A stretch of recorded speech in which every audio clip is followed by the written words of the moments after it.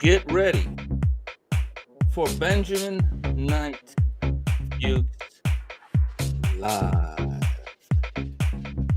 Coming to you live on a Monday evening. Ben, how are you? I'm good. Good to see you, Liam. Happy Thanksgiving and all that stuff. Yeah, man. Speaking of Thanksgiving, we're going to talk about the digestive system today. Okay. And something that's really kind of, I don't know, it's not the sexiest topic in the world, but it's really important. I consider the substance that we're going to talk about today to be arguably the most important fluid in the body, next to the blood, of course. Really? Maybe the lymph. Yeah, it's super important, and hardly anybody ever talks about it or knows about it, except for under certain circumstances when they burp it back up, and that's bile. Okay. Elliot, what do you think of when you think of bile? What's the one thing you think of? I think that bile it's not like a stomach acid, but it's somewhere within the digestive process that helps you digest food. That's basically it. Yeah, that's basically it. And I mean, there's some specifics which we'll get into, but that's what most people think of. But it turns out bile is a lot more things than it has a lot more functions than that, and we're going to discuss it. And it's really important because bile and the gallbladder and the liver kind of go hand in hand. The bile system is made up of bile, the gallbladder, the liver, and then maybe you could say the ducts, the bile ducts, Right. that where the bile flows from. And the whole thing works through the digestive system, but it also plays a very important role, as it turns out, in metabolism in general, in how the body handles nutrition in general, how the body detoxifies substances, particularly estrogen, as well as drugs and certain metals that get excreted through the bile system. And this is very important because we're very glib and very unappreciative of the bile system, so much so that almost 1 million gallbladders are removed every year out of people's bodies. And of course, the gallbladder is the main structure that holds the bile. 1 million. What's that? 1 million gallbladders removed every Something year. like 700,000, I think. 600 to 700,000. Almost 1 million. 3/4 of a million. So that's a lot of gallbladders. Yeah. And the main reason for gallbladder removal is sludgy, sticky bile that's forming stones. It's not a gallbladder problem. It's a bile problem. See, bile recirculates. Well, just real quick digression how bile works. You eat a food, it goes into your digestive system, drops into the food drops from the stomach into the intestine. And as soon as that happens, a bunch of bile gets squirted from the gallbladder. So far, so good. That bile that is squirted from the gallbladder dissolves fatty substance. It breaks up fats. It's like a soapy material that breaks up fats and releases fatty vitamins. Okay. Vitamins A, D, E, K, essential fatty acids, as we'll show here in a couple minutes, also minerals. But here's where it gets problematic, is that bile then will recirculate. Some of it gets dumped out, and that's also important because that toxins are getting dumped out in the stool. Your stool is the brown in your stool is bile. And it all gets dumped out with all the dirt and the toxins and the old hormones and old cells, et cetera. They get dumped out, but a lot of that bile recirculates. It goes back into the liver, back into the gallbladder, back into the intestine. It circulates. And as it's circulating, it's picking up dirt and toxins. Sure. And immune factors. And while some of it gets dumped, some of it stays in the bile, and the bile can become sludgy. And this sludgy bile can block the ducts that go from the gallbladder to the intestine, and that can cause tremendous pain. And understandably, when somebody has that condition, they're going to say, get this darn thing out of me. But the problem is now you're setting yourself up for a lifetime of health problems. All because you couldn't clean the bile out. The only way to clean the only solution you had for your dirty, sludgy bile causing stones was to have the gallbladder removed. And, there's a lot of money to be made in gallbladder removal, so there's incentives for healthcare professionals to do it. You want to consider gallstones, which is what we're talking about here, the sticky, sludgy bile, to be a food issue, as well as a toxin issue. And that's very important because without a gallbladder, you're going to have a lot of problems. You're going to have problems the rest of your life. Now, doctors will say, well, you can have bile go into your intestine from the liver. And that's true. Some of it will. But the problem there is not enough of it will. And what's worse is when you have chronic secretion of bile from the liver into the intestine, eventually the body will start to flush that bile out because bile is irritating to the intestine. And that can cause chronic diarrhea, which is what people have when they have one of the symptoms of a gallbladder removal is chronic diarrhea. So it can cause all kinds of problems. You want to keep your gallbladder. If you have gallstones, you want to fix your diet. And there's other strategies we'll talk about here in a second. The reason I've been talking about bile for a long time because it's so important for hormones and for elimination of hormones and toxins. We learned about it in pharmacy school as a route of elimination for many drugs. We talk about drugs being eliminated through the bile or being eliminated through the kidneys. A lot of drugs are eliminated through the bile. The reason I thought maybe bring it to my attention is I'm in the skin business, as you know, and I read this article in the Journal of Investigative Dermatology. You can put the first slide up. Bile acids may improve skin inflammation with patients with psoriasis. And this is very important because without vitamin A and D, your skin's going to be jacked up. And if your bile's not working, you're going to be deficient in vitamin A and D because you need bile to absorb vitamin A and D, even supplements, vitamin A and D. So that got me thinking. That's why I really want to talk about bile. So if you're dealing with a skin issue that involves toxicity or autoimmunity or excessive oiliness, something that points to a deficiency in fatty vitamins or essential fatty acids, think of bile, and we'll talk about ways that you can support bile health. Actually, I'll tell you one way right now. You can actually get bile salts or bile acid or ox bile from a health food store. That's a great nutritional supplement for folks who don't have a gallbladder or also for folks who just want to support their bile system.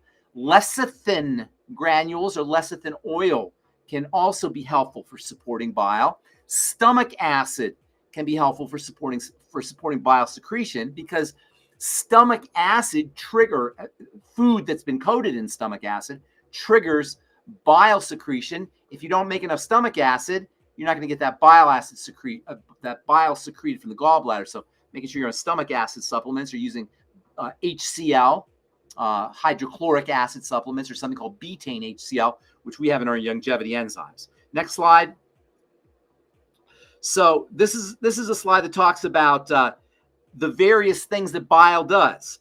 Bile is important for controlling cell division. It's particularly skin cell division. That's why it plays a role in psoriasis, which is partially caused by excessive skin cell division. It plays a role in gene expression. It's an epigenetic factor. It controls the activation of genes, particularly genes that are involved in digestive health. It also plays a role in sugar metabolism. We're talking about that here because that's a very important place that bile plays a role. Bile is involved in the blood sugar system. Next slide. This slide talks about the pleiotropic roles. Pleiotropic means the multifunctional roles, the fancy biochemical word. When something's pleiotropic, it means it has a lot of functions. The pleiotropic roles of bile in metabolism. Everybody talks about bile for the digestive system, but how many people talk about bile as a source of control of energy expenditure by cells, as a control of intestinal motility for people who are constipated, for control of bacterial growth inside the intestine, good bacteria, as an anti-inflammatory, to control, as I mentioned earlier, glucose balance. These are all the multiple places that bile plays a role, and these are all functions that are going to be performing suboptimally if you don't have a gallbladder or if you have dirty, sludgy bile. So it's much more than a digestive issue. If they tell you, oh, take your gallbladder out, you'll be fine, we can give you enzymes. Bile controls so many different functions. So you want to just another reason to point out to your surgeon or your doctor if he tells you, oh, you just have your gallbladder taken out, why you want to keep your gallbladder. Next slide. Bile is also part of the endocrine hormone system. It functions like an endocrine hormone, meaning it plays a role in cholesterol, or it's going to play a role in cholesterol balance. It's going to play a role in diabetes, as we mentioned. It plays a role in atherosclerosis. In fact, according to this article, which is published in the European Molecular Biology Organization in 2006, bile-controlled signaling are promising drug targets. They want to figure out how to make drugs for this to treat Common metabolic diseases, that is metabolic syndrome, liver disease, kidney disease, high blood pressure, heart disease, Alzheimer's disease, as well as obesity, diabetes, hyperlipidemia, excess blood fats, and atherosclerosis. Next slide. This is also very interesting. Bile plays a role in calcium absorption. We hear a lot of news about people saying, oh, calcium supplements will cause the buildup of calcium, blah, blah, blah, or people taking calcium supplements and not getting the benefits of calcium. A lot of that could have to do with bile because bile is important for calcium absorption. This is an old article from the Journal of Biochemistry in 1966. Quote, bile and bile salts, which are components of bile, cause an increase in calcium absorption. Bile plays also, next slide, bile also plays a role in zinc absorption. Associations between zinc deficiency and metabolic abnormalities in patients with liver disease. These are patients who are going to have compromised bile function. This is from the journal Nutrients 2018. Quote, zinc deficiency is observed in patients with primary biliary cholangitis, autoimmune diseases, an autoimmune disease characterized by destruction of the bile ducts leading to what's called cholestasis. That is a sludgy, sticky bile.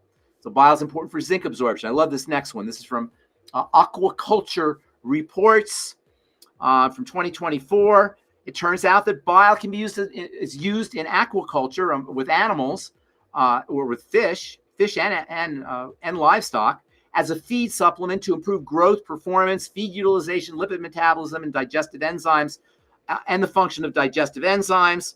Bile supplementation, quote, caused a significant increase in body weight, weight gain rate, specific growth rate, protein efficiency ratio, that's how well the body uses protein, circulating high-density lipoprotein levels, HDL levels, etc., immune globulins. There's so many different places where bile put in feed of aquaculture animals, that's fish mostly, but also livestock, become healthier, stronger, more vital, have better biochemistry simply by adding bile to their feed. Next one. Bile is a nutrient signaling hormone. It prepares the body for nutrition. Bile signals to the body that nutrients are on the way. Quote, this is really an interesting article from the journal Steroids from 2014.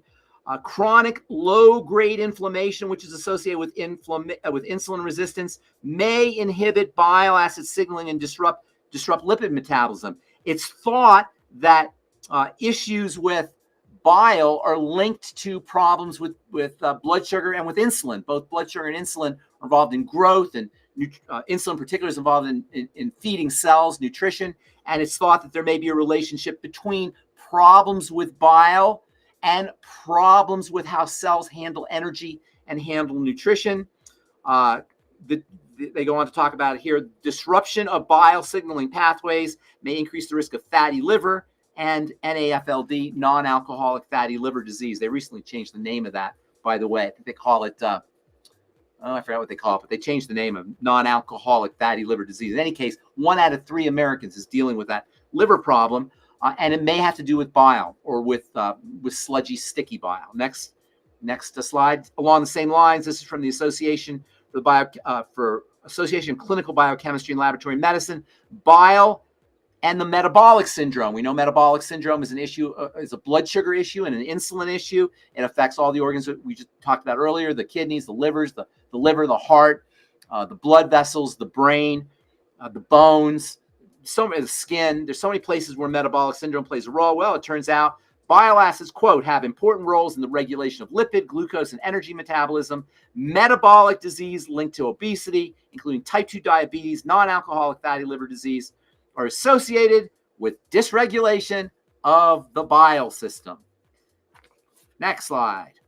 This is really important for women who are dealing with problems with estrogen, infertility, stress, weight gain, autoimmune disease, chronic inflammatory diseases of all kinds, depression, hypothyroidism. These are all can be associated with elevated estrogen. Of course, cancer, particularly breast cancer, endometriosis, fibromyalgia. Estrogen is a mess. You got to really be careful with your estrogen, ladies. And there's lots of ways to do that. Maybe we should talk about it on another video. But it turns out that elevated estrogen levels positively correlated with cholestasis, sludgy bile. It makes perfect sense because bile, one of bile's roles is to help the body eliminate estrogen. Estrogen is a very important hormone, but it has to be eliminated quickly because it's so powerful. And the way it's eliminated is through bile. If the bile is sludgy and sticky, the estrogen will accumulate. And that not only can this wreak havoc on all the systems we just talked about, but this elevated estrogen can mess up intestinal health, leading to more bile problems. So you get this vicious downward spiral. Next slide. One of the ways that you could build bile is with glycine. Glycine is an amino acid that's associated with the building of bile or the construction of bile, synthesis of bile. Quote, this is from, by the way, Cochrane Evidence Synthesis and Medicine and Methods from 2024. Glycine administration increased bile production and hepatic circulation. That is the circulation of bile, of fluids through the liver and blood flow through the liver as well. But also bile production. That's glycine is a wonderful amino acid for the connective tissue, for detoxification, also for bile, for bone health, for really fabulously underappreciated amino acid. And glycine is found in meats, connective tissue meats, like the kind that you get in bone broth or bone soup. Not as much in muscle meats. It's found in connective tissue meats, and that's the kind of stuff like pig snouts and oxtail. You know, the kind of stuff that people used to throw out. And they make soup out of it, and that's got a lot of glycine in there. Gelatin is also a good source of glycine. You can get glycine supplements too. Next slide. Taurine is also a very important building block for the production of bile. This is an article from mthfrsupport.com. Taurine and its role in bile synthesis. Taurine provides a substrate for bile. Taurine is a very important player in the construction of bile. Taurine is a very fascinating amino acid for a lot of things, for the eyes, for the heart. Taurine has just recently, there was an article that came out, I think last year, that talked about taurine supplementation in high doses, like 3 grams of it a day, 3 to 6 grams of it a day, are associated with a significant improvement in longevity. So it's got anti-aging properties. You'll find taurine in Red Bull. In fact, I don't know if you know this, Liam, Red Bull gets its name from the taurine. Taurine is named after Taurus the bull. And taurine, yeah, isn't that cool? That's why they call it Red Bull. It's very cool. Right? Taurine is in Red Bull. Most people don't know it. Taurine is in Red Bull to kind of calm people down. Taurine's got a calming effect. It's used for seizure disorders. That's where it gets its name, Red Bull. Next slide.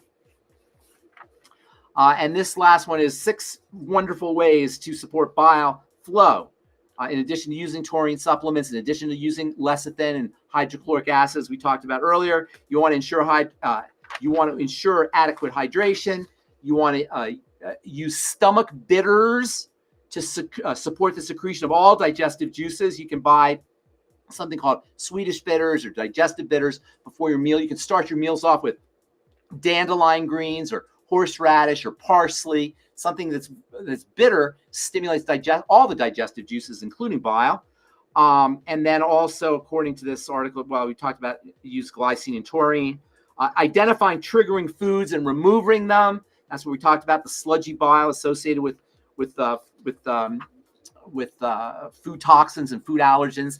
And then, interestingly, making sure that you're eating fat is very important. Fat stimulates the secretion of bile. If you're on a low-fat diet, you're not getting enough fat, you're not going to get enough bile secretion to suck up those fatty vitamins and those essential fatty acids. So making sure that you're getting enough quality fat is also important to assure adequate secretion of bile through the digestive system, through the intestine as you're eating your foods. So hopefully everybody has a newfound respect for this really, really cool molecule, bile. And don't let them take your gallbladder unless you're absolutely urgent. No options. With all this information, it almost sounds like criminal that a doctor would because after that, your body seems like it has to use more resources to digest, more resources to clean. People without a gallbladder will have skin problems. They'll have metabolic problems, insulin problems, blood fat problems, chronic diarrhea. I mean, it's not good. And they'll say, oh, we'll give you bile replacements, and you want the real thing. Your gallbladder I don't know if I mentioned this. The gallbladder holds the bile. Bladder means bag. Gall means bile. The gallbladder is a bag of bile, and it holds all this bile for a big bolt, a big shot of it that gets into your intestine. Do you ever do this thing when you were a kid, where you take lemon juice and baking soda, and you squeeze them together, you put them together, you get this fizzing effect? That's what happens. That's what happens when the acid from the stomach, the acid from the digestive system or from the stomach, drops into the intestine and gets hit with bile. Bile's alkaline, acid is acid, and the acid from the food hits the alkaline from the bile. You get this fizzing reaction. Wow. And you can actually use this to clean your pots and pans. Yeah, and even to unplug the drain. Yes, that's right. Yeah. That's right. The combination of acid and base liberates things, and that's how the body works. Without bile, that's not going to happen, and without stomach acid, that's not going to happen either. Okay, so I go to the doctor, and he goes, blah, blah, blah. He's like, well, such and such, I recommend, the removal of your gallbladder. So what are the number one top 3 things that you change the way you eat? Change the way you eat, number 1. Use all the supplements we just talked about, including the stomach bitters to support the secretion, as well as the taurine and the glycine and the lecithin granules. And then also, if worse comes to worse, there's a procedure called... I forgot what they call it, but they can shoot sound waves at the stones, and they can dissolve the stones. Wow! Yeah, they call it light. What the heck do they call it? I forgot what they call it. But it's a procedure where they actually will shoot sound waves, and you can keep your gallbladder, and they'll just dissolve the stones, and then you can do all your strategies for making sure that you don't get any more gallstones. That's incredible. That sounds like Star Trek space age stuff. Yeah. I forgot the name of it is, but you can look that up. So it's sound waves that destroy the stones. All right. Thank you so much, Liam. Great to see you. Great to see you, Ben. Thank you. There was great information for this. We're at the eating season today. Eating season. That's right. Yeah, Thanksgiving, Christmas. So. And you know what? When you get to be our age, my age, it don't drop off so easily. Yes, that's true, man. That 10 pounds for Christmas, that'll be there probably in July, in the summertime. I know the story. Yes, indeed. All right. Thanks. All right, everyone. Thank you. See you next time.